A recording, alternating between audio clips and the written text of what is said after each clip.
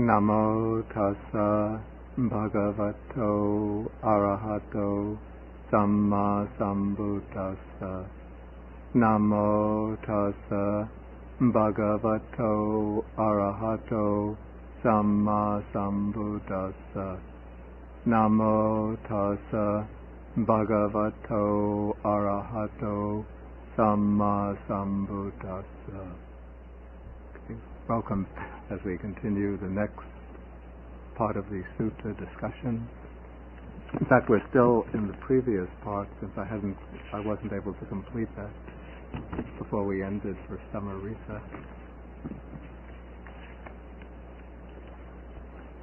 I want to make just a few little changes in the program of the sutta studies, in the syllabus, if you have the syllabus with you.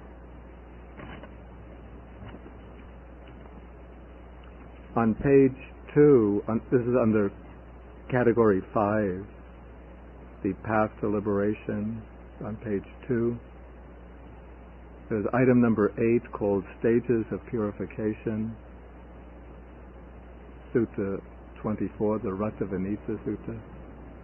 I will take that off at this point. Maybe I'll put it in later.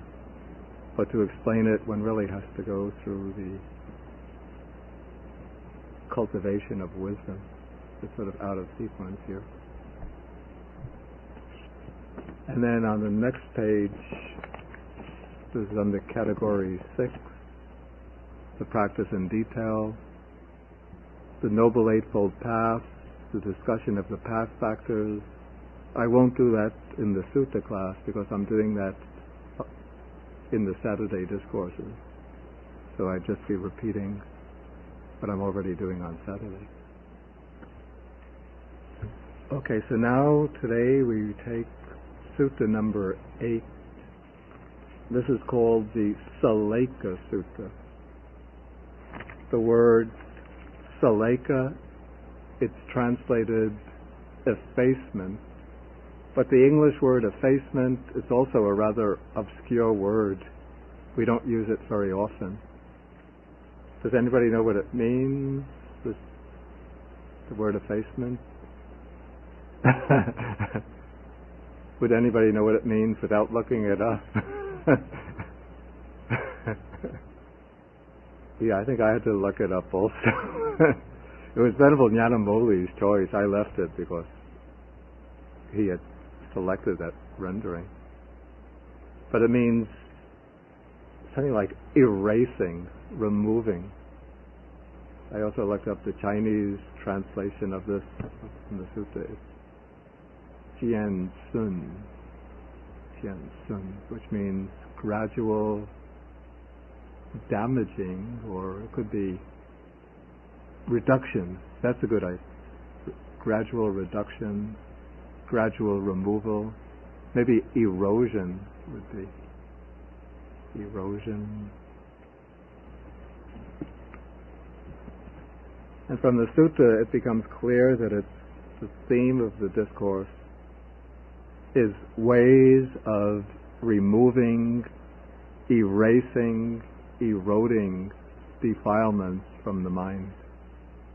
Okay, so the sutta begins when the Buddha was living at Savatthi in Jeta's Grove. And then one evening, a monk named Venerable Mahachunda. Mahachunda was one of the great Arahat disciples of the Buddha. He came to the Buddha, paid homage to him, and then he asked a question. And the first part of the sutta, I have to admit, it's rather difficult, and it's concerned with very high stages of attainment. I'm more interested in the later part of the sutta, but first we'll have to deal with this part. Okay, he says, this is his question, he says, various views arise in the world associated either with doctrines of a self or with doctrines about the world. Now these are the two great themes of speculative philosophy, whether it be Western philosophy or Eastern philosophy. particularly in Indian philosophy. These were the two topics that engaged the thought, the reflection, the concerns of the philosophers from the very earliest period of Indian philosophy. And so we have, coming from the once Indian thought began to emerge from the rather primitive Vedic period, thinkers began to speculate, what is the ultimate nature of the world? What is the ultimate nature? Okay, looking outward, they saw the diversified world surrounding them, and they began to speculate, what is the nature, the ultimate nature of the world? And they came up with a variety of philosophical views. Some said the world is eternal and everlasting. Others said that the world has been created in time by an almighty God. Some said the world has emerged mysteriously out of a kind of primeval chaos.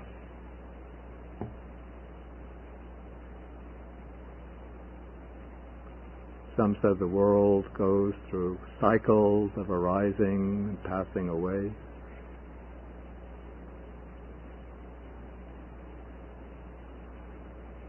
Some said the world will exist forever into the future. Others said the world will at some point come to a complete end. Some said the world is infinite, boundless. Others said the world is finite, that if you travel far enough, eventually you come to the outer boundaries of the world. There were all such speculations were being circulated at the time of the Buddha. There were different schools of philosophy based on these different conceptions of the nature of the world. At the same time, philosophers were looking, thinkers, they were looking within themselves, and they were speculating about the nature of the self. What is the nature of the self? Is there a soul? And if there is a soul or a self, what is its nature? And especially the thought that engaged them, is this self eternal and everlasting? Or is the self perishable, finite, bound to come to an end? So this divided the thinkers of the period into the two great camps of the Buddha's age.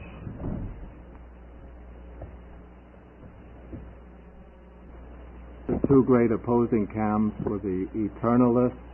These included mostly the Brahmins, the thinkers who based their philosophies upon the Vedas and texts that evolved from the Vedas, like the Upanishads.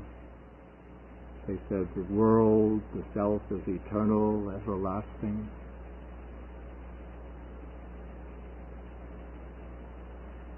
Some said the world and the self are ultimately identical.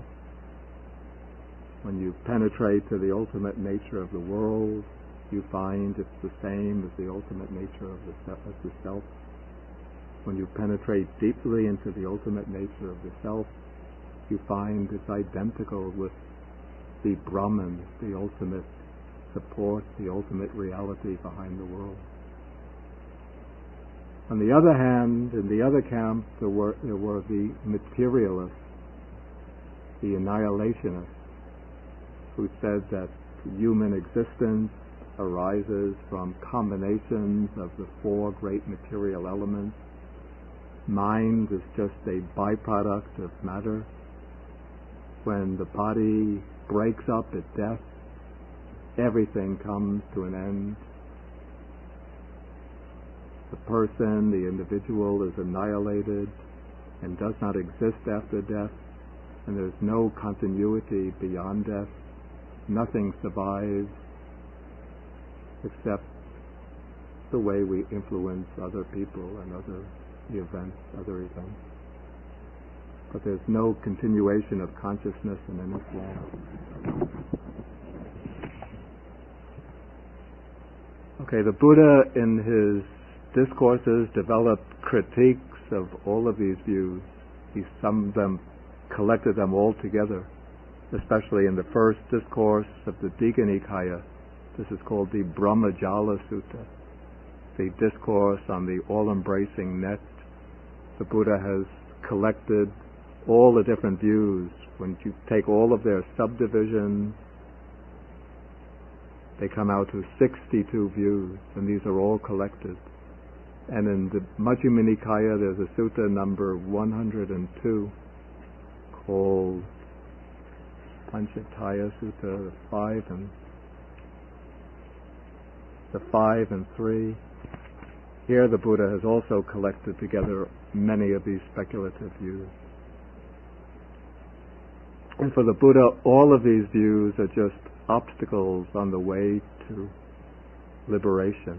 They all arise out of misunderstandings or misinterpretations.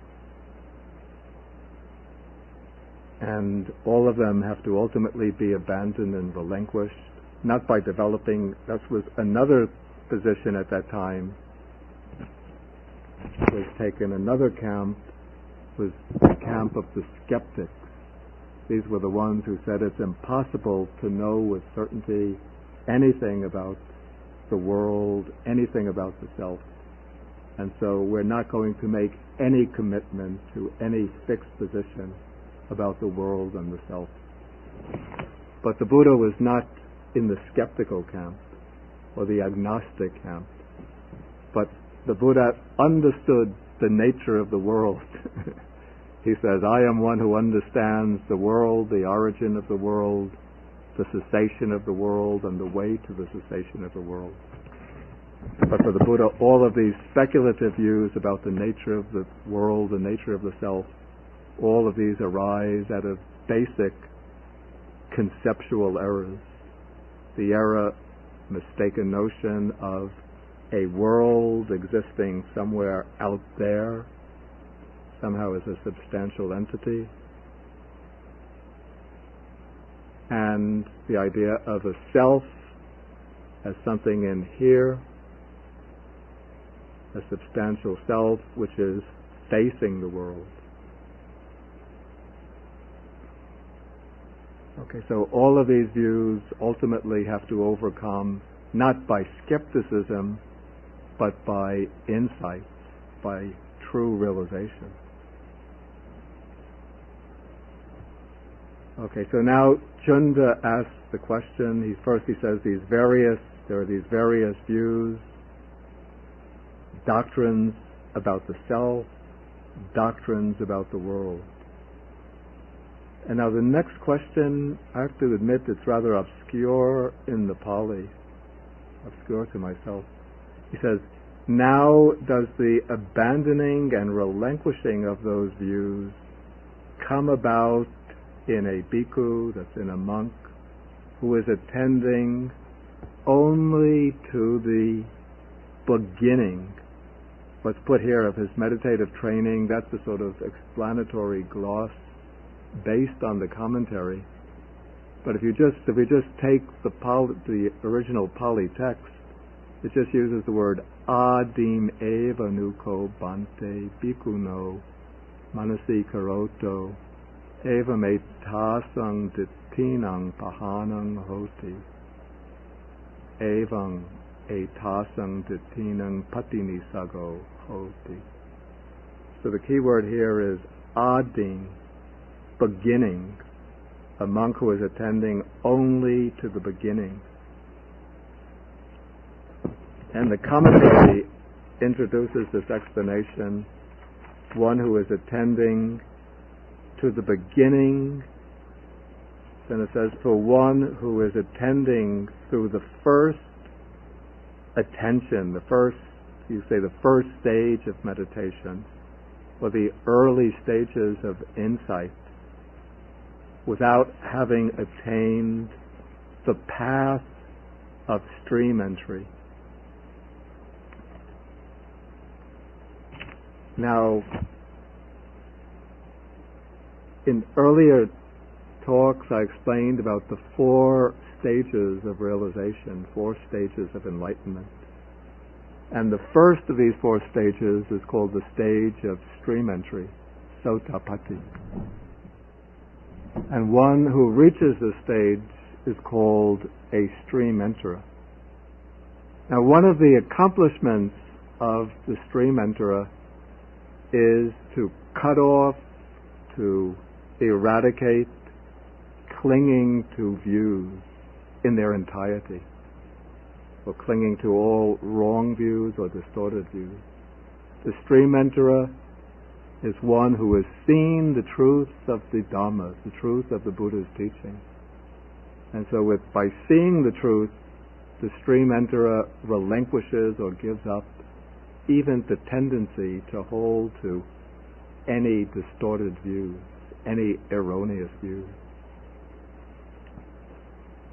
And so it's only at the stage of stream entry that it can be said that a person has completely abandoned and relinquished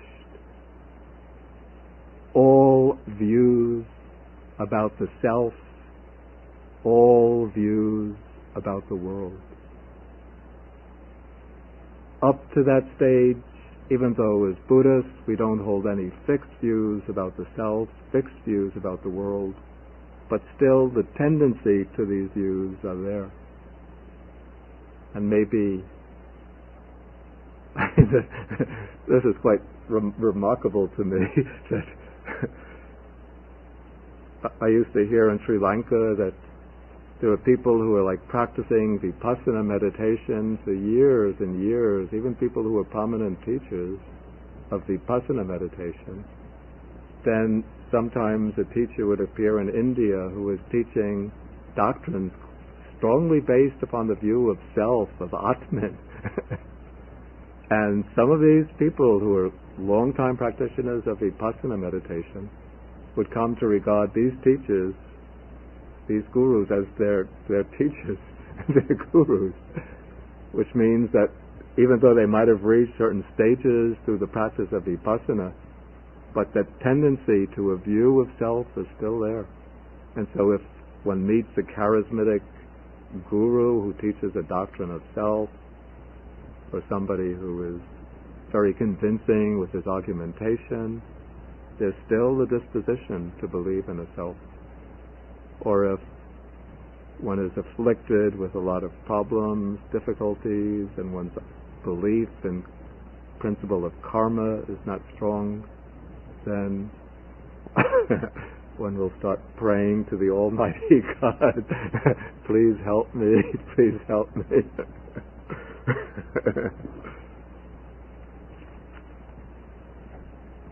And so there are these tendencies which are only overcome completely by reaching the stage of stream entry. And so now the Buddha answers the question of Mahachunda. He says, Chunda, as to these various views that arise in the world associated either with doctrines of a self or with doctrines about the world, again now this explanation is somewhat obscure even in the Pali.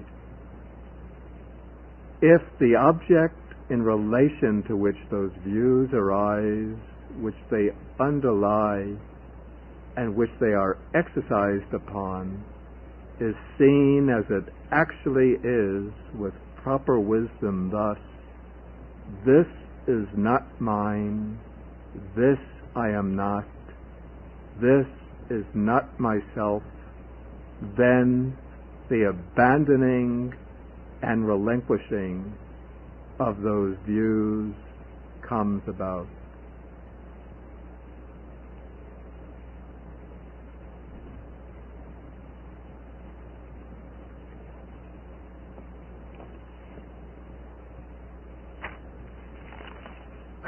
I actually find it easier to understand it from the Pali than from the English translation. Let me explain it on that basis. Okay, I'll retranslate it very literally. Wherever these views arise, wherever these views, whatever these views underlie, whatever these views lie along with, And whatever these views are exercised upon, whatever they latch onto, grasp onto, that should be seen as it really is, with correct wisdom. This is not mine. This I am not. This is not myself. Okay, we have a sequence here from the weaker to the stronger. Okay, the point is that the views of self, the views of world, arise based upon certain objects. They grasp onto, latch onto certain objects. Views about the self will grasp onto the five aggregates: body, feelings, perceptions, volitional formations, consciousness. Views about the world will grasp on to what is out there, everything that stands opposed to or in relation to whatever I take to be internal, whatever I take to be myself. Okay, now, first the views arise on the basis of these objects. Then as the views gather strength, it said anusainti, they lie along with them. That is the second term here. They underlie these things. So that the views become, in a sense, habitually connected with these objects. They will arise repeatedly based on these objects. And then the third term, samudacharanti, translated here, they are exercised upon them. You could say that the views now they've become so habitually connected with these objects that they're almost inseparably attached to them. So the views have now become very fixed, obstinate, determinate in relation to these objects. But now, in order to break free from these views, to overcome them, to abandon them, what the antidote, the remedy that the Buddha prescribed, is to contemplate these objects, to see them with correct wisdom, the wisdom that understands things as they truly are. That is, to see them as not mine, not I, not myself. Now these are very important terms, three very important terms.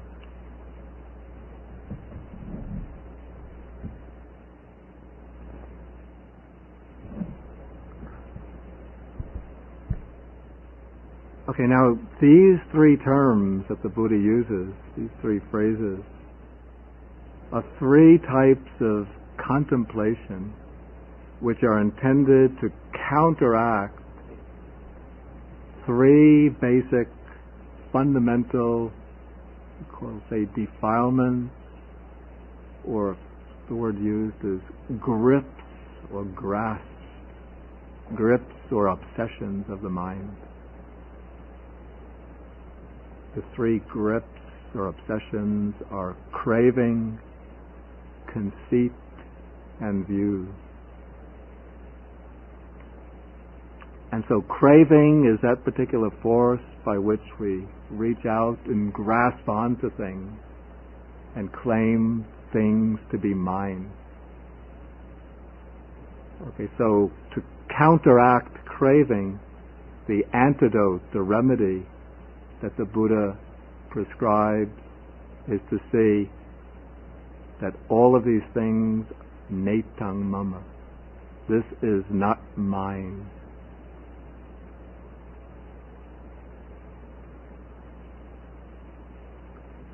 Okay, then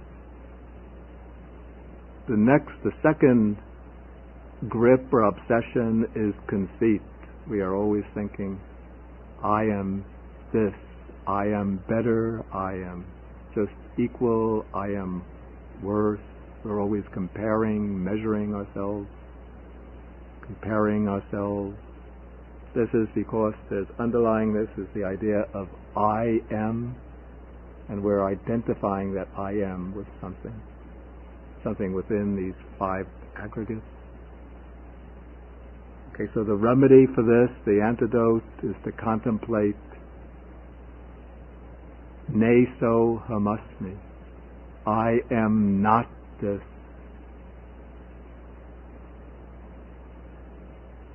And when we contemplate I am not this, then the sense of I am loses its weight, loses its force, and we overcome the sense of I am with regard to the 5 aggregates. And then the third force, the third obsession or grip, is the grip of views. That's the concern right in this discussion. The views of self, views of world, particularly the views of self. And so to overcome the view of self, one contemplates that whatever one is taking to be self, whether it be body, feelings, perceptions, volitional formations, consciousness, one contemplates this is not myself. And that is the antidote, the remedy to this obsession with the idea of self. That idea of self, that's the nucleus around which all of these views are woven. And when one gives up, overcomes, or penetrates this idea of self, then all of the views fall away. And so here the Buddha is concerned especially with the overcoming of views, but he brings in all 3 of these contemplations. And so when one contemplates that basis for the arising of views about the self, views about the world, when one contemplates that as this is not mine, this is not I, this is not myself, then all of these views are overcome. That is because this contemplation of not mine, not I, not myself, when it's followed through to its consummation, eventually it leads to the realization of stream entry, sotapatti. And with the realization of stream entry, then all of the views are relinquished and abandoned.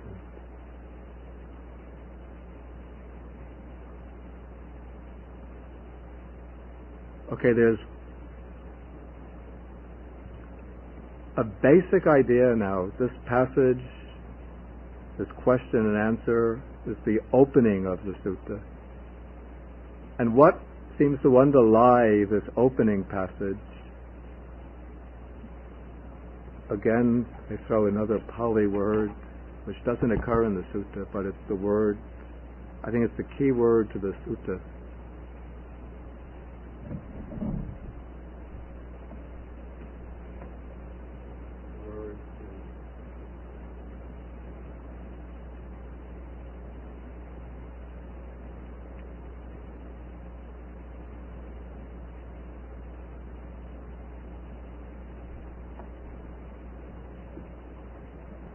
Adhimana, which means, the meaning is,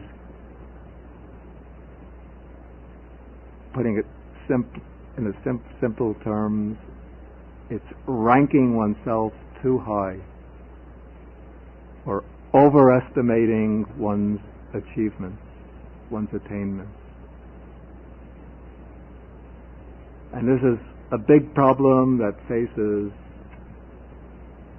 many meditators, many practitioners, because one can have special experiences, unusual experiences, and then think that these experiences mean that one has reached true attainment or true realization. So that idea of ranking oneself too high figures in this introductory discussion, because the question, Mahachunda's question, implies that some monks who are just beginning their practice of meditation, their insight meditation, probably thought that they would overcome all tendencies to views. They thought that they had abandoned and relinquished wrong views. And so the commentary says that Mahachunda himself was an arhat. He couldn't have had any wrong views, but he probably asked this question for the benefit of those who might have been overestimating themselves. And so he wants the Buddha to clarify that one doesn't overcome wrong views about the self, about the world, at the very beginning of one's training, just by starting the practice of insight. And in reply, the Buddha shows the proper method for abandoning and relinquishing all of these views.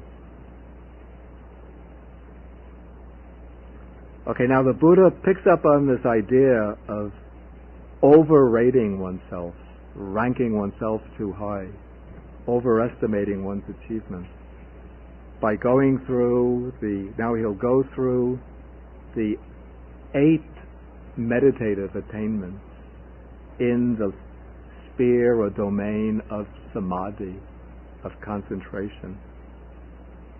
Now usually in the suttas, the Buddha praises the attainment of the jhanas and even the attainment of the formless attainment.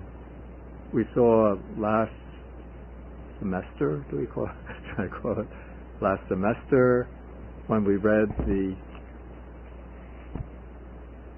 Chulahatipadopama Sutta, the shorter discourse on the elephant's footprint. The Buddha speaks about the 4 jhanas. He says that they are footprints of the Tathagata, that the disciple reaches on the way to liberation. And then in the greater discourse at Asapura, the Buddha gives these beautiful similes to illustrate the splendor of the jhanas. But now the Buddha praises the jhanas because they are sublime states of concentration.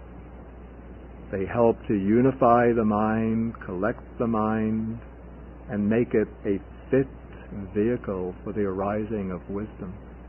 And also in themselves they are very sublime, lofty, majestic states of consciousness. But what seems to be the case is that it's possible for those who are people who have a natural disposition for collecting the mind, for concentration, to enter into the jhanas while they have not yet settled some of the weak spots and defects in their character. Weak spots and defects which stem from the defilements. So it seems to me that the Buddha's purpose in this sutta is to show that even though one might be able to enter into the jhanas, enter into the formless attainments, the arupa samapattis, the attainments beyond the jhanas, there might still be tendencies, unwholesome tendencies in one's character, which one has a blind spot towards, one is not taking full account of. And so one might be able to just zoom the mind into these states of concentrated attention and zoom up into these lofty spheres of bliss, tranquility, and yet these defilements will still be lingering in the mind, ready to, at some point, to trip one up and cause one to collapse and fall down, if one hasn't really done the work of recognizing them within oneself and make a determined effort to wear them away, to erode them through this process of Sallekha, of gradually eroding, gradually erasing, gradually, what was the word you gave me? Gradually reducing, eliminating these defilements.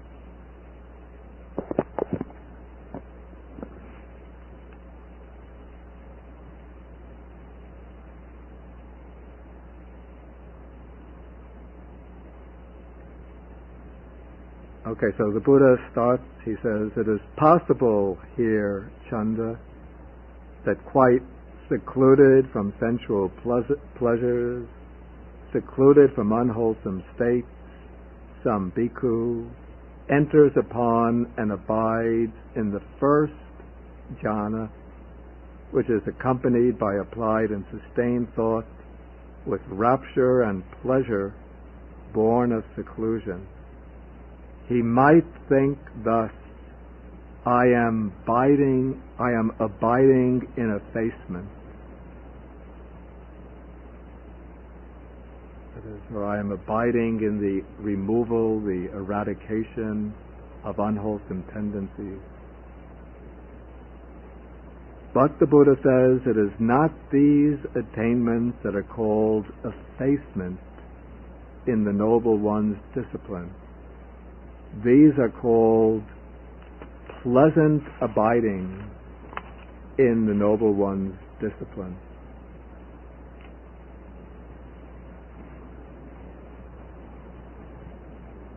Pleasant abidings, that is because the jhana, the absorption, it's a very pleasant, very happy state that one enters and one experiences it right here and now in this very life. It's a very blissful state to be experienced right here and now.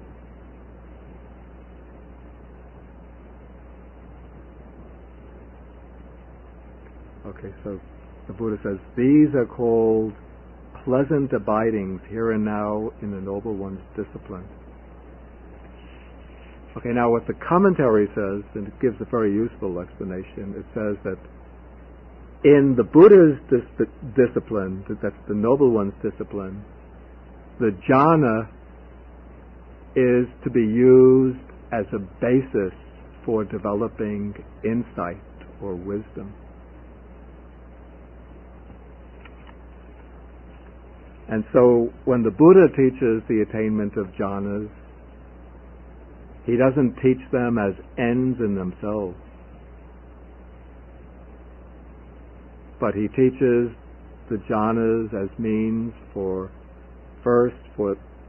drawing the mind away from its entanglement in the pleasures of the senses. Because what gives the mind always has to have some pleasure or happiness. So first one pulls it away with some higher pleasure, higher happiness, the pleasure of the sublime, blissful, inner happiness. And then, having drawn the mind away from that lower pleasure towards the higher pleasure, one doesn't remain there, but one uses that one-pointed or concentrated mind as a means for investigating and examining the nature of the dhammas, the phenomena, or the sankharas, conditioned phenomena, in order to tune in on them and to see their impermanence, their instability, their selfless and insubstantial nature.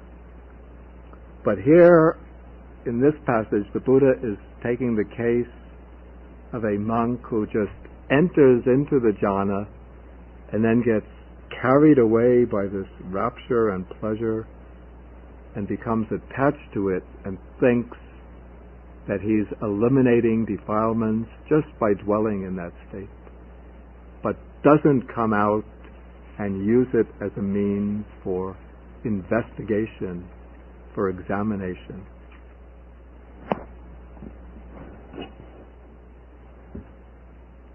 Okay, the same thing is repeated for the second jhana, third jhana, fourth jhana.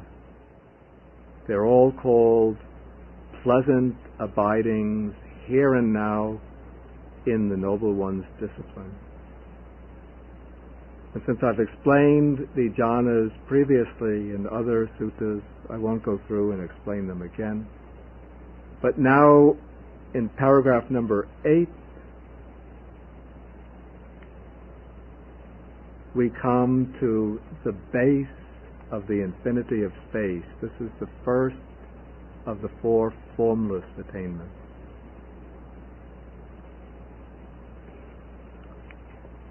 Okay, now the 4 jhanas take as their object some form. Their object is something called rupa, or form. For example, in attaining the jhanas, one might use something called the kasina. Kasina would be like a colored disc, a disc representing one of the elements. And one focuses the mind on this kasina until one gets this mental interior image of the kasina. And the mind becomes completely absorbed into that inner image, that sign or form of the kasina object. It could be a colored circle, a bright radiant light. And one uses that object, or one uses that form, that bright light, that image, as the object for the first jhana, second jhana, third jhana, fourth jhana. Okay, in the fourth jhana now, one wants to go beyond the jhanas to the formless attainment. So one will take now this form, that's the object of the fourth jhana. It might be a colored circle or a bright light, a circle of light. And one now, through mental determination, one expands this light, this form, till it becomes boundless. So it's covering the entire inner space, mental image of inner, or the mental sphere of inner space.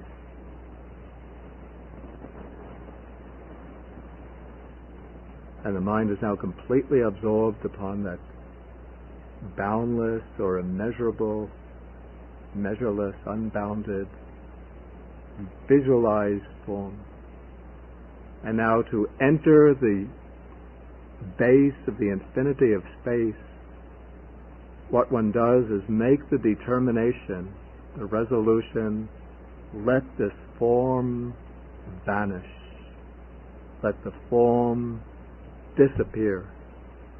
And when the mind has become sufficiently conditioned, then the form vanishes, disappears, and what remains as the object of the attention, the object of awareness, is the boundless space that form was covering, that bright, measureless light, bright, measureless, colored expanse was covering.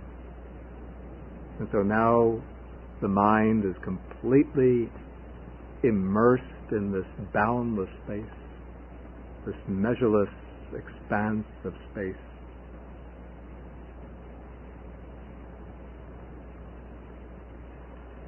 And this is described as the complete surmounting, in paragraph 8, with the complete surmounting of perceptions of form, with the disappearance of perceptions of sensory impact, with non-attention to perceptions of diversity, aware that space is infinite. Some bhikkhu enters upon and abides in the base of infinite space. Again, he might think, I am abiding in effacement, but it is not these attainments that are called effacement in the Noble One's discipline. These are called, notice the difference here, these are not called pleasant abiding here and now, not sukha vihara, but now these are called peaceful abiding.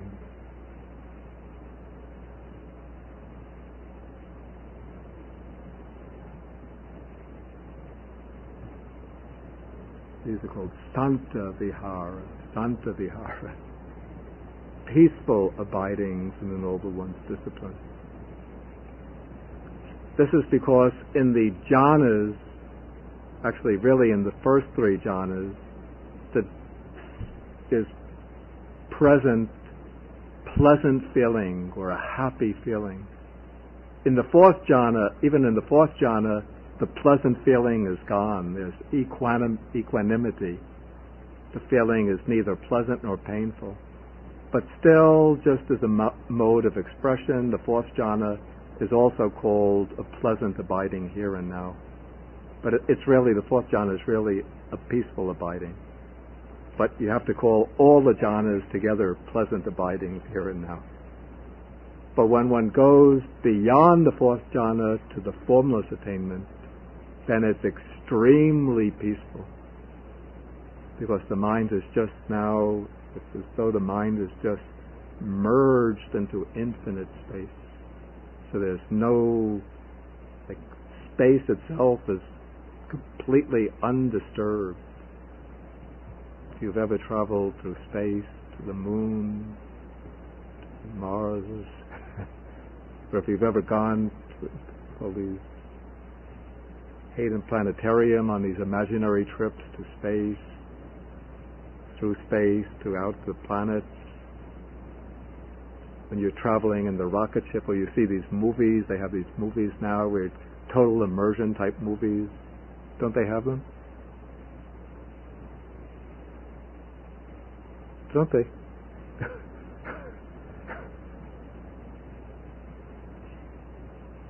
Sometimes I'm afraid I've been in Sri Lanka too long. But I saw a couple of these. I think it was in Singapore in 2001. Yeah, so it seems like you go in and the screen is all around, and somehow they get this effect, like three-dimensional effect, so it seems like you're traveling through space.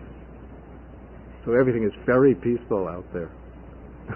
No wars, no famines, no droughts, no presidential elections.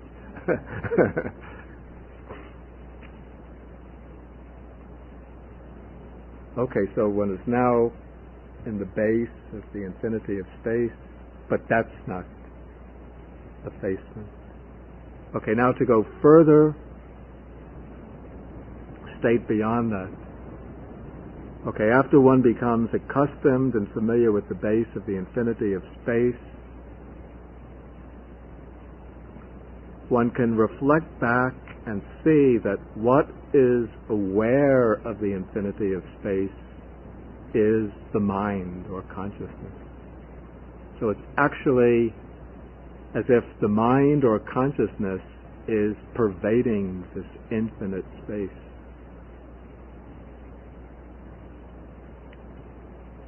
So, through a simple shift in attention, instead of attending to the infinity of space,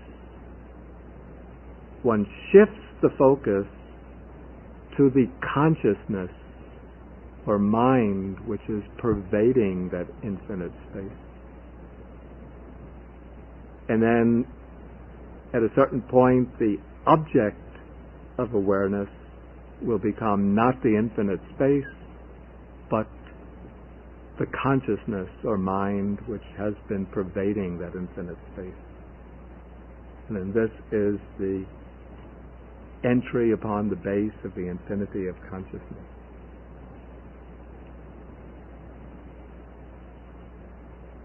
And so one who attains this might think, I am abiding in effacement, but again the Buddha says, these are just called peaceful abidings in the Noble One's discipline.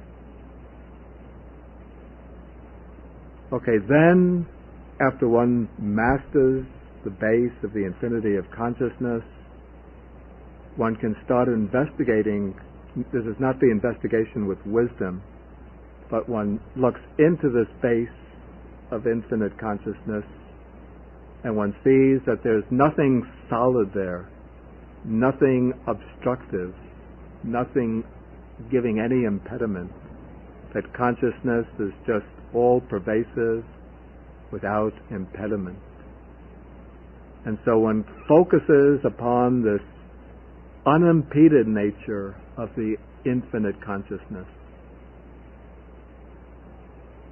the aspect of there being nothing solid, nothing substantial there. But this is not a contemplation with wisdom. It's not the realization of shunyata, not the realization of non-self. It's just attending to a purely phenomenal aspect of it, that there's nothing obstructive or impeding in that consciousness. So one is focusing upon that aspect, that there's nothing obstructive there, nothing of an impeding nature.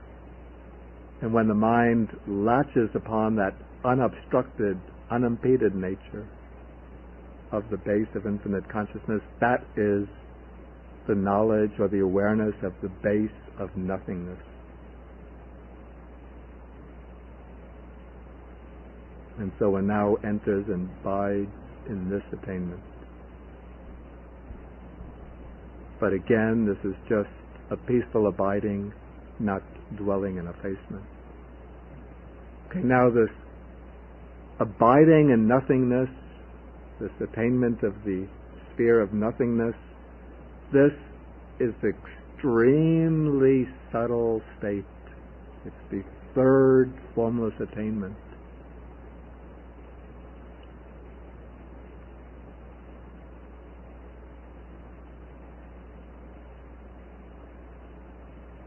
Now to go to the fourth stage, one turns the attention upon the consciousness which is aware of the base of nothingness. And that consciousness,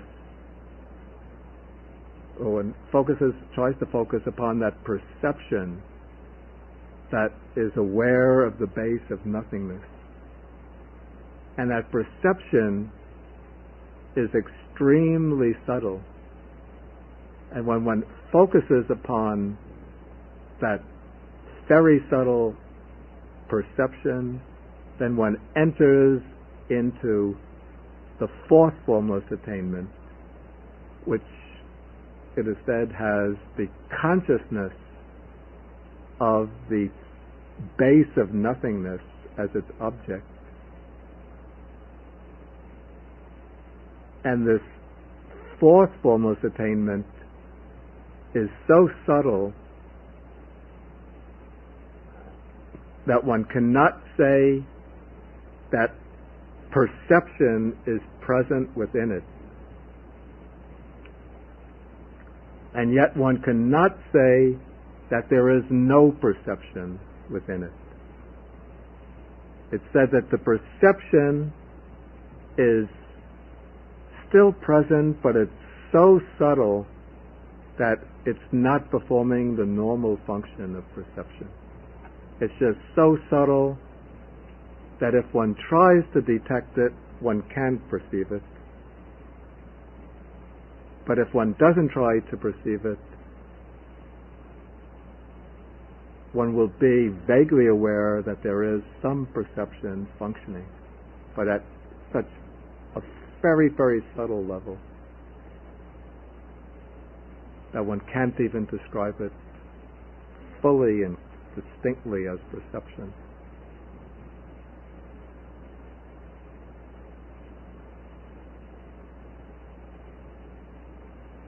I think of this by analogy with,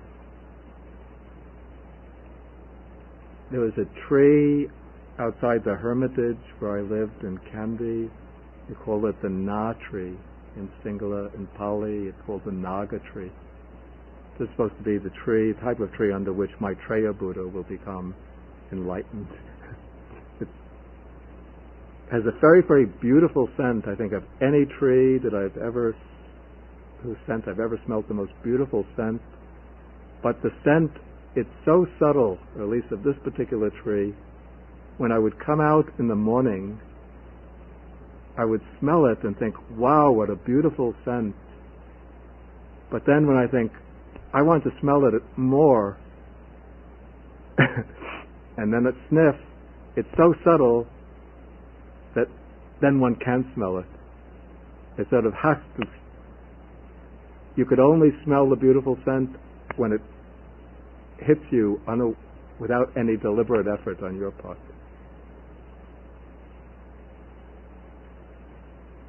And so here the perception is so subtle that the function of perception only takes place when there's no deliberate effort to perceive. Or so it is said.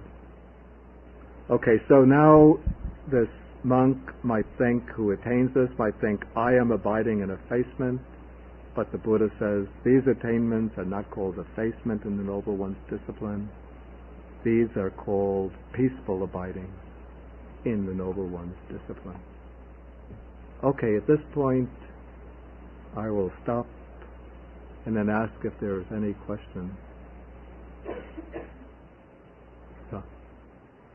Yeah, but before one could use the mindfulness of breathing as a means for attaining the jhana.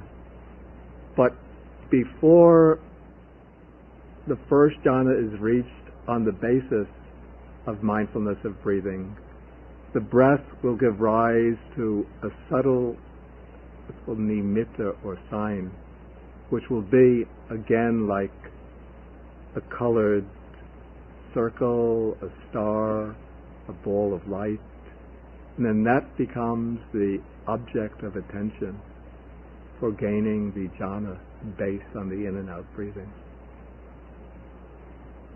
So initially the attention is focused on the breathing, but in order to go into the jhana based on the breathing, the attention has to be turned to the nimitta that arises based upon the breath. Yeah.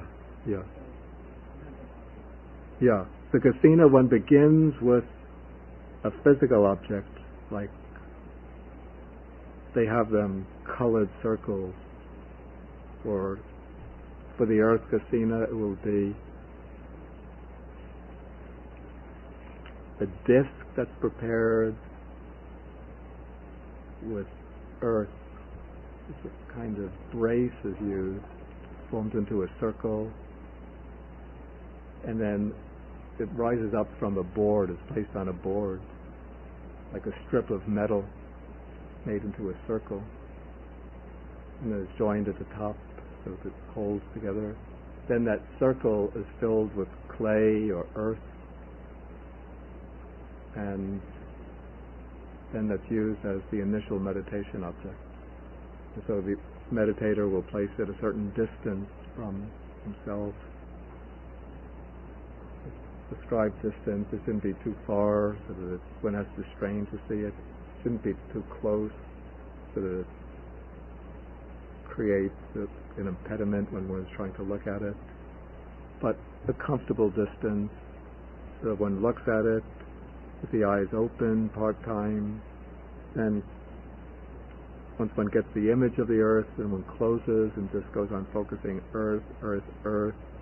Then one will open the eyes again to get refresh the image of earth, earth, and close again and focus on the mental image. One keeps on doing this until one is able to get the mental image of earth, to see the earth with one's mind's eye just as clearly as one could see it with one's open eye. When that happens, then one no longer focuses upon that physical object, but just goes on focusing upon the mental object. If the mental object fades and becomes unclear, then one returns to the physical earth casino. No, there's still the object. There's no directing of the thought. Yes. Yeah. Exactly. Yeah. Any further questions? Yeah. Vipassana. Certain practices within the four foundations of mindfulness can be used as jhanic practices, because mindfulness of breathing is there. One has mindfulness of breathing is one section of, and even the meditation on what's called the unattractive nature of the body, the asubha, the parts of the body, that can be used as a basis for gaining up to the first jhana only, but not for going beyond the first jhana. Excuse me? The Brahma Viharas can be used for gaining the jhanas, but they're not he asked about what is included within the Satipatthana system, and the Brahma Viharas aren't in the Satipatthana system. Yeah, but certain of those exercises within the foundations of mindfulness can be used, for gaining the jhanas. But you take the Satipatthana system as a whole, and it's directed towards the development, the arising of insight. One can go about it that way, or else one can begin using the Satipatthana system itself without beginning with the jhanas. One could, in my view, one could take just the Satipatthana system and go directly through that without gaining the jhanas. As a route of direct vipassana, direct insight, without gaining jhanic attainment.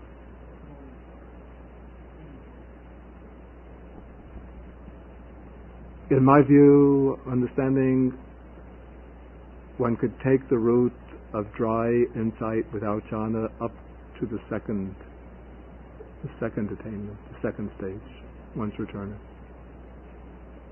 But I leave open the possibility one, perhaps the Satipatthana method or the Satipatthana system is a method that will lead all the ways to arhatship without depending upon jhana.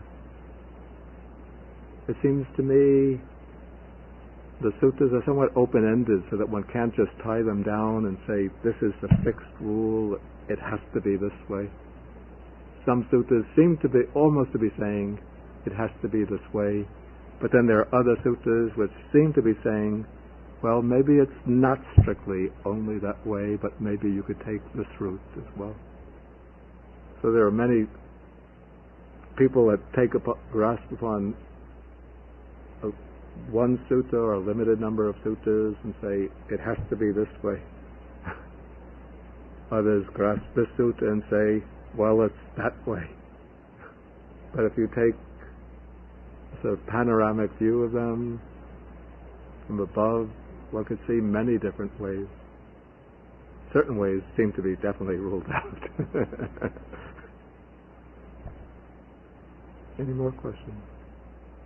Okay, anyway, this what took all this first class. This is the part of the sutta that I was hoping to get through rather quickly, because it's rather remote from our usual experience. It's the part that comes that we will start on next week, which is the more interesting, more important, more practical part. That's the part that's concerned with effacement or the gradual erosion, reduction of defilement. Okay, so we will continue next week. We share the merits.